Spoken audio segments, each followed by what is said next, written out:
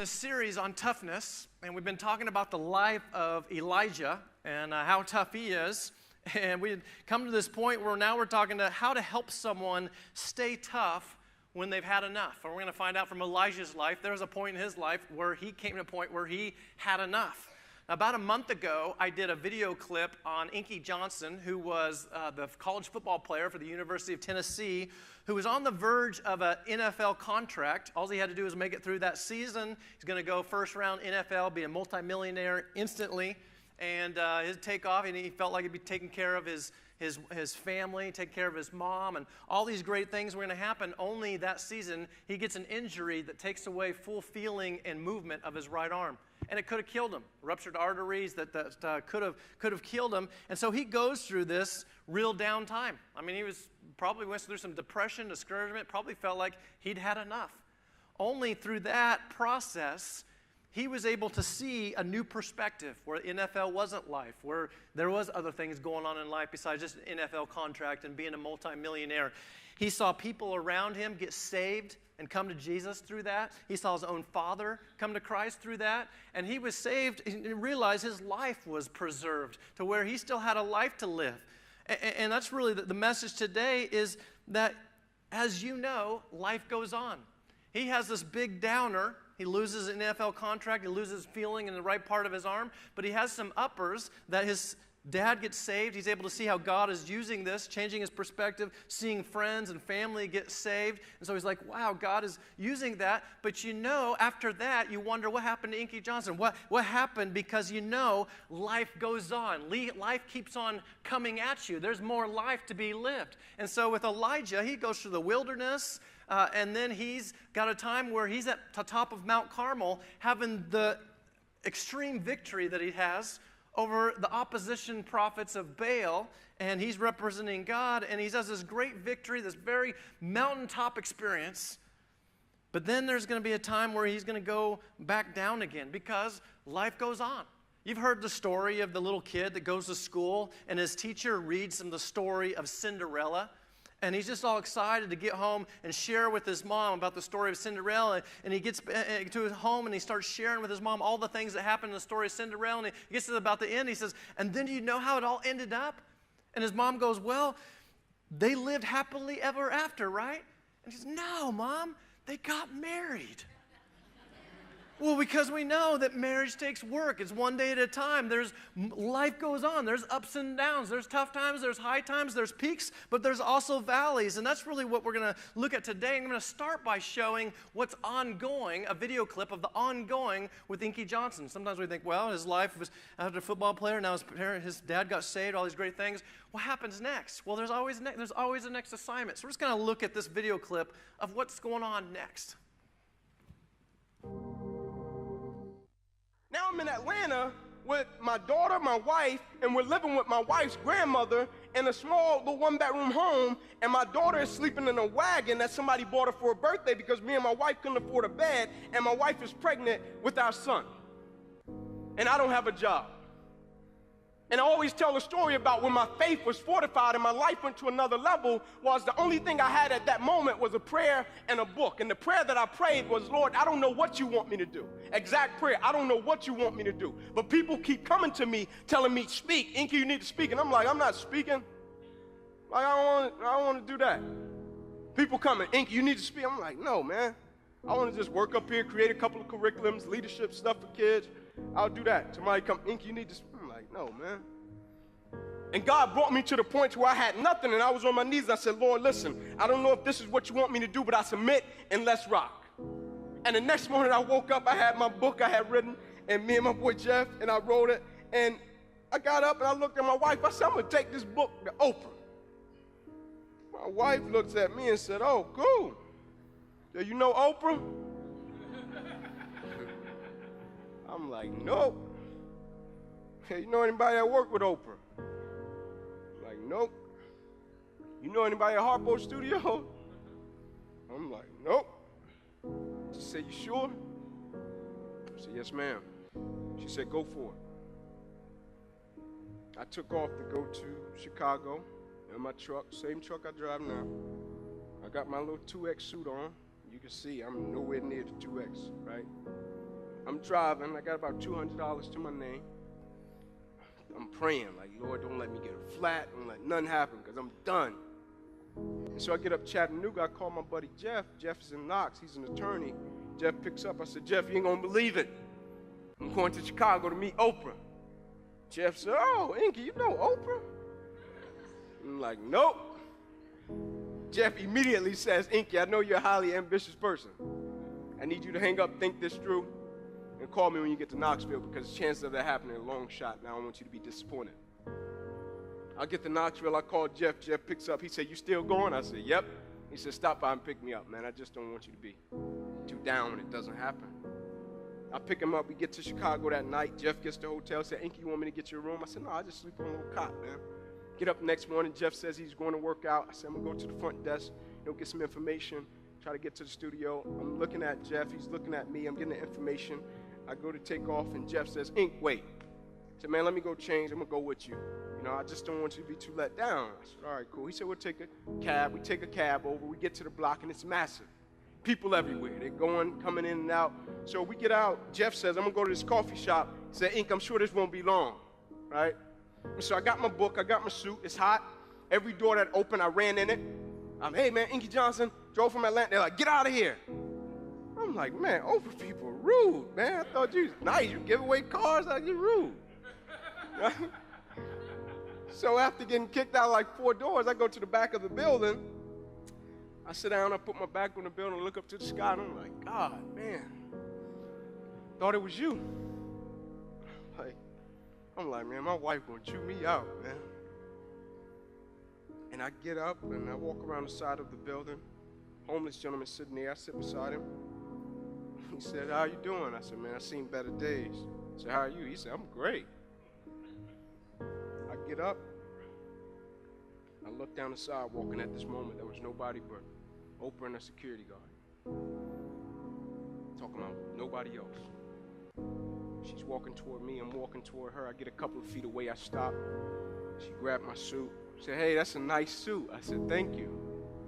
I said, I drove from Atlanta. I wanted to get you my book. She said, oh, cool, great. I said, would you mind taking a picture? We take a picture, and I'm going to walk off. She said, I got to get in and do my show. I said, all right, thank you. And I'm going to walk off, and her security says to me, said, hey, young man, come here. I stopped. I went back to him. He said, I just want to tell you something. He said, what just happened never happens. He said, now, I don't know what's going to come out of it. I don't know, book club, show. I don't know about any of that. He said, but I just want to make sure I tell you what just happened never happens. I said, thanks. So I leave. I start to put the picture on social media, send it to my friends, everybody's reaction. You going to be on a book club? You going to be on a show? Is she going to interview you? What's going to happen? I'm like, I don't know. I really don't care. I'm like, what just happened? Faith is the substance of things hoped for, the evidence of things not seen. And I'm like, God, are we moving like that? Like, God, are we really moving to the point where I can get up in Atlanta, Georgia, look at my wife, don't know nobody in Chicago, don't know nobody on Oprah's staff, and look at my wife and say, I'm going to meet Oprah. I got a certain level of faith that I'm going to meet Oprah. And God puts me face to face with Oprah and puts the book in her hand. I said, God, let's go.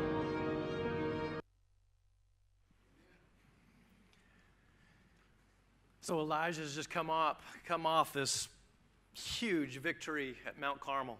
And amazing thing, God shows up in a huge way.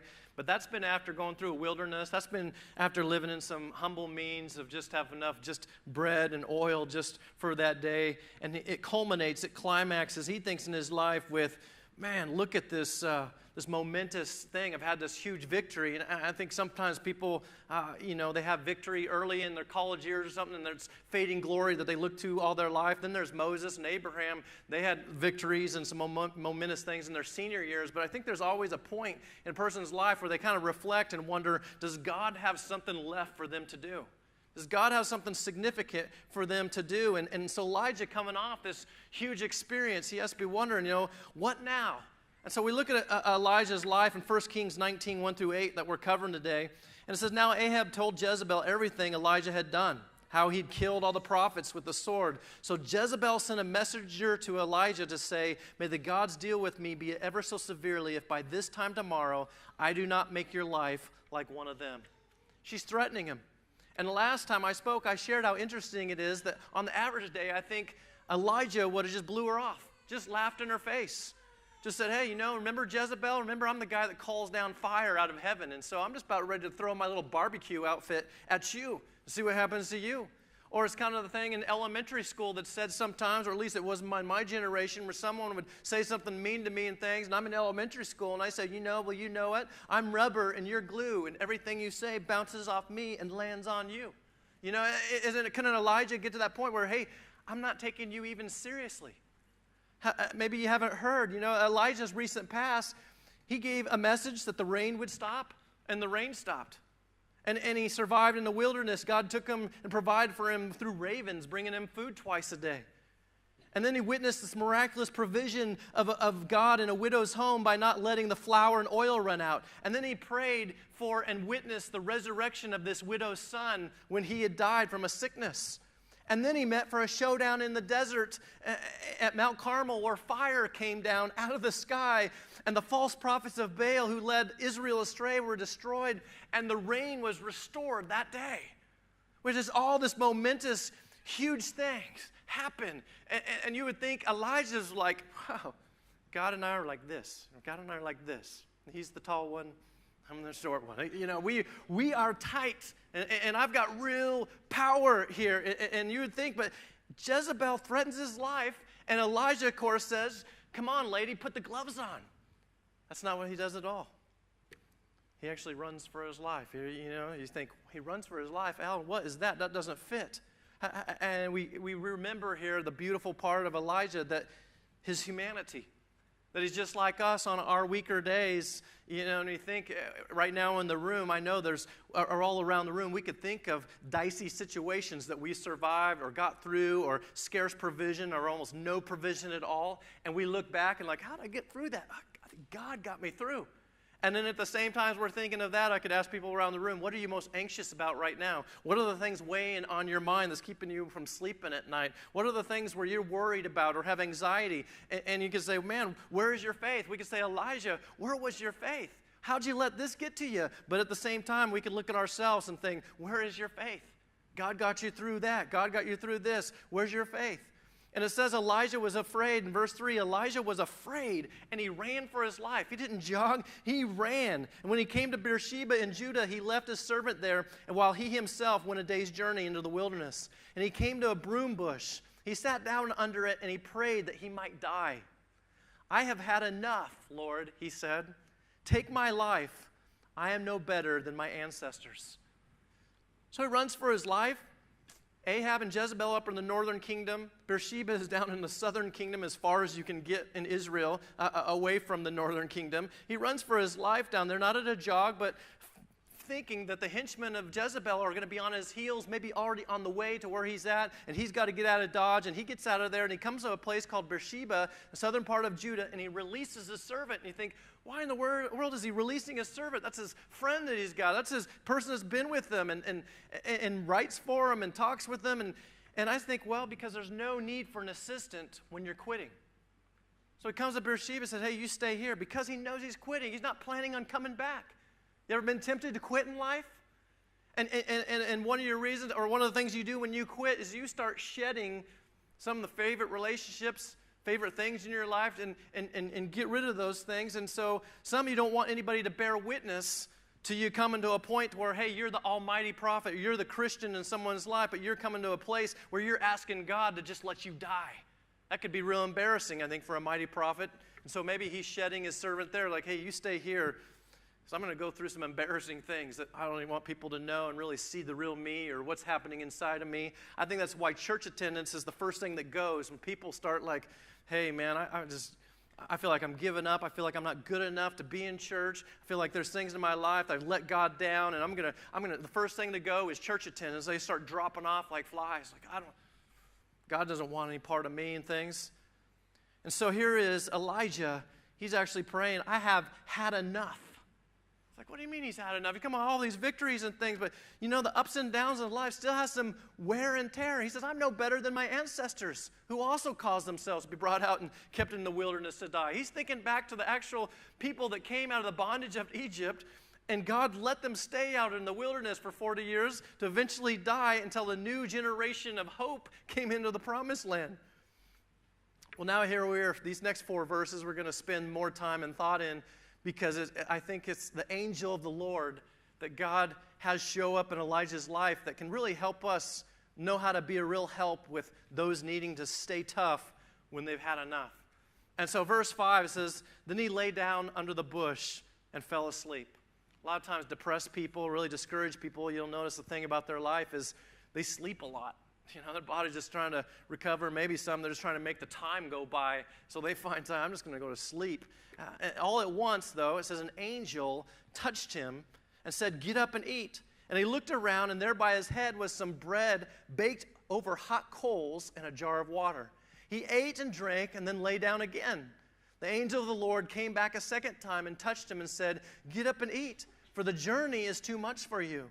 So he got up and ate and drank. Strengthened by the food, he traveled 40 days and 40 nights until he reached Horeb, the mountain of God.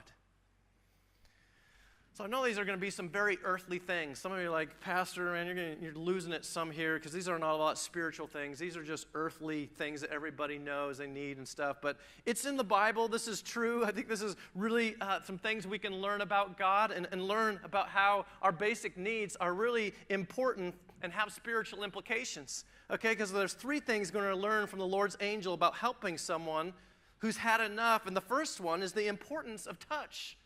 I know Danny Kirkendall spoke about this last week and things, and I heard it was a great message. But verse 5, it says, all at once, an angel touched him. Now, you know the angel, it says it shows up suddenly. And then the Bible, whenever it says that, it's unexpectedly or outside the normal laws of mankind. This was a supernatural experience, a divine appointment where one of God's messengers stepped out of the realm in which the angels are and comes and speaks to Elijah personally and touches him. Now, the angel could have, being an angel of God, could have called 1,000 trumpets, with the blaring horn, did the old horn in your ear kind of thing, and got him to wake up. Or he could have yelled at him and said, come on, you sissy prophet, get up, you're really letting the Lord down. He could have said some things to him to get him, but instead he touches him. And I believe that we can look at Scripture and affirm the very character of God by things God does and how he does it. I don't need to spend much time, like I said, speaking about touch a lot because Danny Kirkendall spoke a lot about it last week. But theologically, I think we could do a study that asks the question, why did Jesus touch the leopard? Why did he touch the blind man and touch so many others if he could have just healed them like he did the centurion's son from a distance? He didn't even need to go close. He didn't endanger himself from diseases and things. If he's fully God and fully man, wouldn't he be susceptible to some of those things? Why doesn't he heal from a distance? But God is up close and personal. We don't serve a God that's far off from us. We serve a God that's in our midst. And John 1:14, it says that he came, the Word became flesh and dwelt among us. He came and camped out among us, close enough to touch us. And touch is exactly what Elijah needs. When you're depressed, when you're feeling down and alone, you need the touch of the Lord. You need a touch of friends. Touch of people in your life that love the Lord is best because they know what's really happening. They know the enemies of the devil are getting to you to try and convince you that you're alone. We remember just earlier in this book, earlier in this chapter, that Elijah's already had a chance to talk to Obadiah. Obadiah is a lover of God himself, and he's also the head of the palace. Ahab's got this spy within his midst that's an enemy really of Ahab and the prophets of Baal, really working for the Lord God Almighty. And he tells Elijah at that point, I've hid 100 prophets in caves. And yet we know Elijah, when he's on Mount Carmel, he tells the prophets of Baal and the people of Israel, I'm the only prophet left. It's just me. And when we're depressed, when we're discouraged, there's times the lies of the devil say, you're all alone. You're the only one that believes this anymore. You're a Christian, you're a follower of Jesus. Do you hear things? You hear God talking to you? God? You're the only one. You're going to live like that? You're going to live by those principles in a society and culture that's not, you're the only one. We've heard from, scientists and I've heard some books, I've read some books from some atheists and things that all talk about the jive that science, believes on evolution and things. No one's saying there's a third of scientists out there that reject evolution. A third of them. There's thousands and thousands, but you're never going to hear that. That's not what's going to dominate the schools. And the devil tries to isolate us, get us on our own, and saying, you are all alone. Even when we know in our own mind, when we're thinking correctly, we know that's not true. Elijah's normally thinking correctly, but right now he's feeling like he's alone. Even when he's been told there's 100 prophets over there, and he's later going to learn there's 7,000 that God still hasn't bowed to the prophets of Baal. But what he needed was a touch from the Lord. What he needed was the touch of community. He needed the church around him in some ways. Dr. Nathan Fox and his team went into the Romania orphanages, and he was instantly struck by how silent the infant rooms were, the nurseries were. No babies were crying in this infant room. And you think, why? Well, because cries are a response that they use to get a response for. But they were fed and diapered on a routine schedule, and then not touched the rest of the time. There wasn't enough nurses, enough personnel to take care of these babies, and so they had just learned not to cry anymore. You don't even think about that a lot of times in our culture and things. Well, Nathan and his team looked on a list of problems that stem from this neglect, was poor impulse control. They studied these kids ongoing as they got older. The social withdrawal, problems with coping and regulating emotions, low self-esteem, pathological behaviors such as tics and tantrums and stealing and self-punishment, poor intellectual functioning, low academic achievement. They actually took their team and had a medical, physical doctors come study them with an MRI, and they found that these children had actually a lower volume of gray matter in the brain. Physically, they're even affected by not being touched at a point in life they needed to be touched. Now, I think us grown men can probably fall into cynicism on all this and think, well, power of touch, I don't know. Something that kids need that's helpful to them, but something adults just need to grow out of. You know, and some adults and stuff, they have a hard time hugging their kids or telling their kids that they love them, and I think that's just a tragedy. I think even grown adults need to still touch each other and hug each other and embrace each other in appropriate ways, but to still touch, to still feel. Dr. Keltner, Dasher Keltner, I love his study. He co-authored a book, studied celebratory touches of pro basketball players, including fist bumps, high fives, chest bumps, leaping shoulder bumps, chest punches, head slaps, head grabs, low fives, high tens, full hugs, half hugs, and team huddles. And the researchers discovered that teams who players touched one another a lot did better than those teams and were more successful than players who didn't. Keltner has concluded that touch lowers stress, builds morale, and produces triumphs. A chest bump instructs us in cooperation, and a half hug in compassion. Here's a study of NBA, these huge, broad men in a sport, a pro sport, that are having more success, and they are touching and embracing each other and hugging each other and fist pumping, and that's making a difference for their success as a team. I wonder if the Lord's description of the church found in 1 Corinthians 12 isn't accidental. This is a description of the body. See, a body touches and a body feels and a body embraces and it sees needs, and then it goes to use the hands and feet of Jesus to meet those needs, not only to see him but to touch people and meeting those needs. We always remember as in helping people, they don't underestimate the power of presence. To be in their midst. When I do hospital visits and encourage our deacons, when you go to be with people, if you're there even for 20 minutes, make sure you get a chance to hold their hand and pray with them. Make sure that they get to see you there and hear the words and say, but make sure you touch their hand. Make sure they know somebody's with them. We can help people by the power of touch. Then the angel says, get up and eat. Here's the second point I want to get across this morning is the importance of nourishment from good food. And this might be where you're like, well, Alan, you just lost touch. These are not spiritual things. These are not things all that important. But they were important to Elijah at this point. I think they're important to us. I think the Bible doesn't waste time giving commentary and stories for no reason. I think there's a lot of things we can learn about our God and our relationship with him and how to help others from these Old Testament stories. And it says is there much that smells more pleasant than fresh bread? homemade bread, cooking over an open fire over coals. And it says it's right by his head. He's able to smell the aroma coming to him. We notice Elijah is most hungry, and he's out in the wilderness again, and this time he's the instigator of it. He's made his own bed. God didn't bring him out to the wilderness. This time he's running for his life because he lost sight of God and started focusing on the enemy instead of the Lord God Almighty. But is there anything that's just more refreshing, that's more like, hey, I'm home, than fresh bread? You know, I think of the restaurants in town that my family and I visit and really like, and it's like the Roadhouse Grill over at Gateway. And what it is, because they have these rolls that just kind of melt in your mouth. Like, man, those are good. I like the Olive Garden. Does Olive Garden have okay? It has okay food, but the breadsticks? We always try and take breadsticks home with us because it smells like fresh bread. And then there's the Red Lobster. Anyone go to the Red Lobster?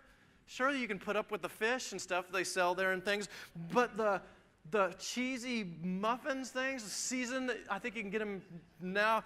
It's like, wow, I'm home. I'm going to be okay. I really think, see, the angel here, again, everything God puts in Scripture is for a reason. The angel could have given him some dried fruit. The angel could have given him seeds that were local to the wilderness there and taken care of him. He could have had ravens again come from afar and give him, a little bit of meat here and there, carried by the beaks of birds. So why does he bring fresh bread baked over coals where the whole aroma is there? And I think it's because God loves his servants. He not only puts up with us, he not only just sustains us, but he loves us. It's why why did he cook fish for his disciples over an open fire when they'd fished all night and caught nothing? Because he knew they'd recognize the love and tenderness of the master having fish cooked over an open fire waiting for them when they came to shore. Because he loves them. I think warm baked bread is a comfort food that's meant to encourage Elijah at a time in his life where he needs encouragement more than anything else. The Lord always knows just exactly what we need when we need it. And at this point, he needed some fresh bread. I heard Greg Laurie speak on the radio not too long ago, and he was talking about Sunday afternoons. He said in the South, and I guess he grew up down there, he said, we didn't call it Sunday afternoon lunch. He said we had supper. He says in the South you have supper, and I could hear him drooling or salivating through the radio as he shared about his mom's meals with corn on the cob, just buttered perfectly, and meat and potatoes or steak or meatloaf. And he was just like, I was getting hungry in the car as I was listening to Greg Laurie, and I couldn't help but think of my upbringing. Even when we had money or when we didn't have money, we went out for a Sunday afternoon meal and had supper. And many times we'd go to a restaurant because no one had to cook. It was just relaxing for everybody. And I remember Mom would always say, let's go have a steak. And it became part of the church experience. We went to church and then we went and had supper. It used to be Sizzler on River Road, where I think there's now not there anymore. It's a Carl's Jr. and Arby's and things. And Highway 99 had a Western Sizzlin'. It's not there either anymore. But those were two of the places we just knew where we were going. And it used to be a time with the family, and we would break down our weeks, and we'd have an opportunity to catch up and find out what's happening. And it was just part of the church experience for us. This week, our girls had their physicals with our pediatricians and getting ready for sports teams and things. And I read the materials that's sent home from the doctor often on their recommendations for raising kids and whatnot. And these are secular doctors. And one of the things I read is says families that eat together at least 3 times a week have kids showing less stress, better adjusted, healthier kids who are more successful at school. Just eating together. There's certainly some spiritual things that are going beyond the physical need of just having enough to make it another day. There's things that are impacting humanity in a way like, hey, there's some spiritual implications with the nourishment of food. And I would say nourishment from good food at this point, not just good smelling food, but food that actually fuels and feeds the body. Gospel says, Jesus says, I'm the bread of life. He who eats of me will have life more full, my life more abundantly, more free. He says, you find life in Him, in Jesus. He's our sustenance, but He's also everything. But the importance of good nutrition, not buying what the world's trying to offer you, but looking into Jesus. When I was 42, just 3 years ago, I went to my first physical since high school. And doctor asked me some questions. I had to first organize and get myself a doctor because the doctors I had when I was in high school were gone. And so first to get me a doctor, went in and talked to him, said, it's my first time in here in a long time. And I said, yeah, we don't have any, medical records are tiny. You've been here in high school for some physicals and things. And he asked me questions. You have any indigestion? I said, no. Does you have any heartburn? No. You have any acid reflux or anything? Trouble sleeping at all? Anything? I said, no. In fact, I don't even know what you're talking about, doc. He said, man, you are cruising. Now, within a year of that appointment, I knew all three of those things were. This is as if to say, we'll show you what these things are. But Dr. Taggart, he gave me a 3-step plan, but said, if you're at a restaurant that gives you your food before you even sit down, you probably shouldn't eat there. He says it takes time to cook real food that's good for you. And I had to take inventory of my life at that point, and I was very convicted. I was convicted, and one of the reasons I was convicted is I was going to fast food 2, 3, 4 times a week at lunchtimes and things because I was always on the go to someplace else. It was convenient and things, and I had to learn that this was not the right way to take care of the temple of God. I only got one body. It's got to last me. I can do ministry and do well when I'm feeling good. When I'm not feeling good, I'm taken out of the equation, not able to help other people, not be able to be good for anybody. I heard from a speaker not too long ago at a men's breakfast that now the preservatives and the additives and the salts and sugars in our diet has now overtaken health risks like smoking and drinking as a greater health risk to our body. And at the same time, the speaker said for every pound in which we're got extra weight on, for every pound, it's putting 4 pounds more of pressure on our back, knees, ankles, and other joints. So there's some things I'm thinking, man, Lord, I'm not living right here. I should be an example to how to live, and I'm not doing that. Now, it's also interesting at this point what the angel doesn't say here. Because the angel gets him up and says, go and eat and things. And the angel, he could have said things to Elijah like, man, you should have kept on trusting God. Or all the angels up here in heaven, we're so disappointed in you. If you could see what we see, but you're just not seeing it right, and you've had every opportunity to not have any excuses. But now the angel will wait for the Lord to do the heavy talking on the mountain that Elijah is heading towards. The angels are just to be messengers of God, but not to do the talking part that only God can do. I think Christians sometimes, we think, well, we're messengers in other people's lives and we need to go out of our way, sometimes busybody-ish a little bit, and some of us are many wannabe messenger Christians. We jump the gun, get ahead of the Lord, and deliver messages to people who often do more damage than good. There certainly needs to be wisdom. There certainly needs to be sometimes just the Lord doing the convicting, the Lord doing some of the teaching, especially in sensitive matters and things.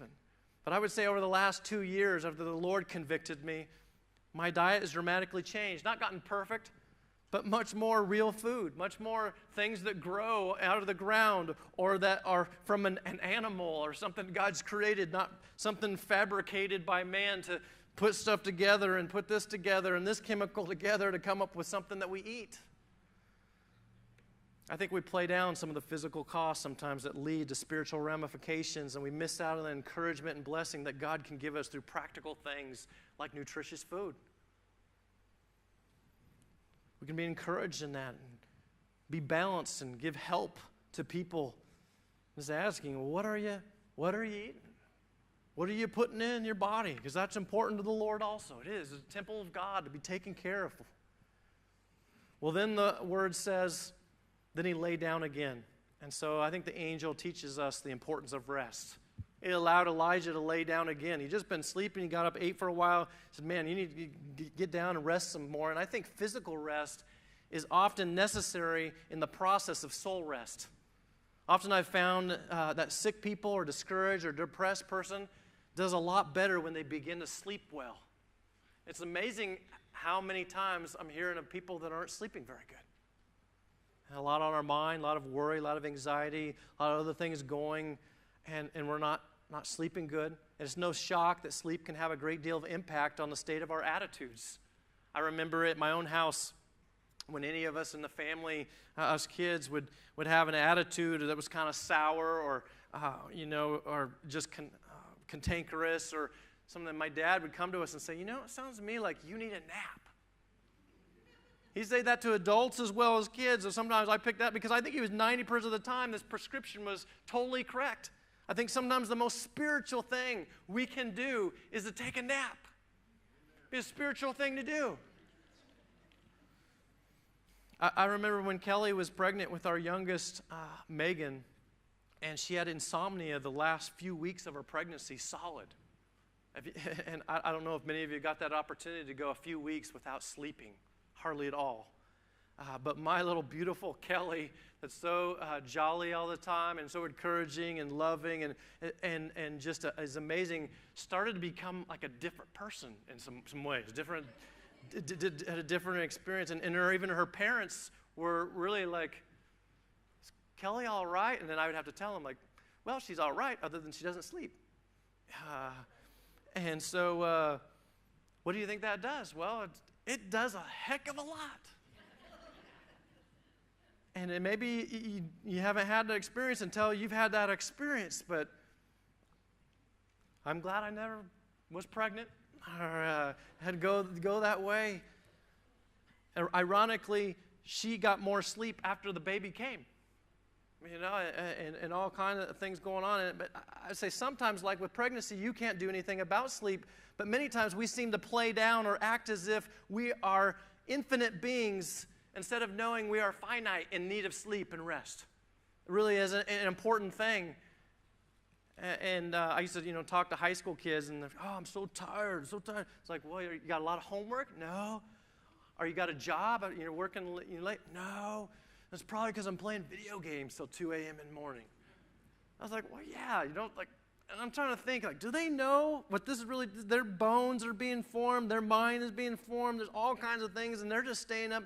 That's going to do something to you.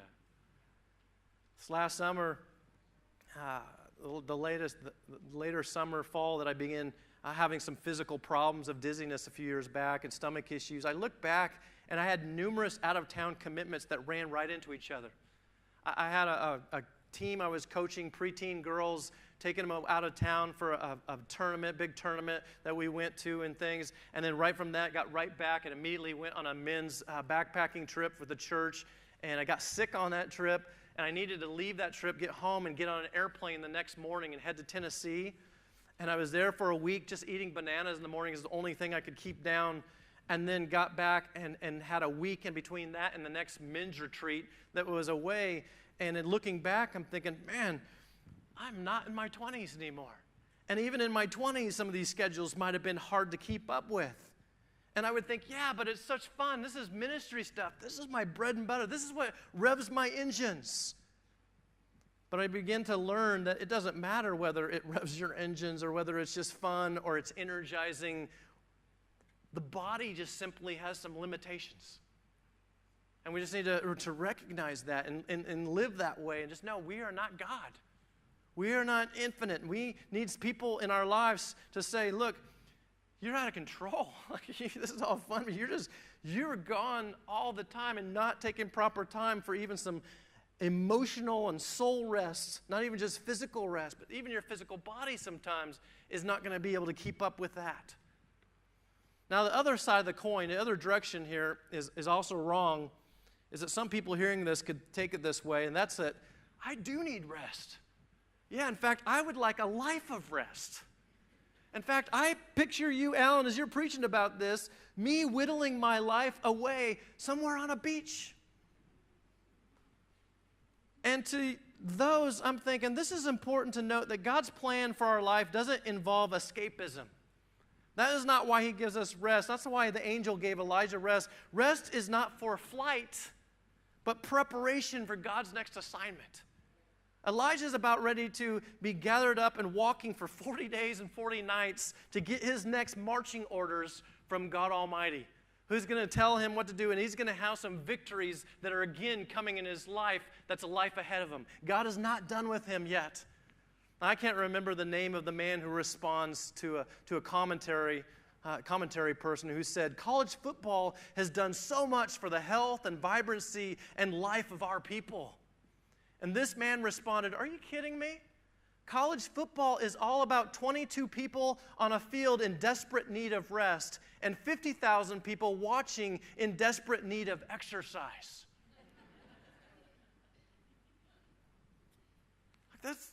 That's not helping. But sometimes the church is like that. I look around sometimes in the church, man, I see a handful of people sometimes. It's like, man, I would love to give you some rest, but that's still got to get done, and that's still got to get done. That's still got to get done. And there's a lot of times people that, well, I just come to get fed. I just come to rest in the Lord.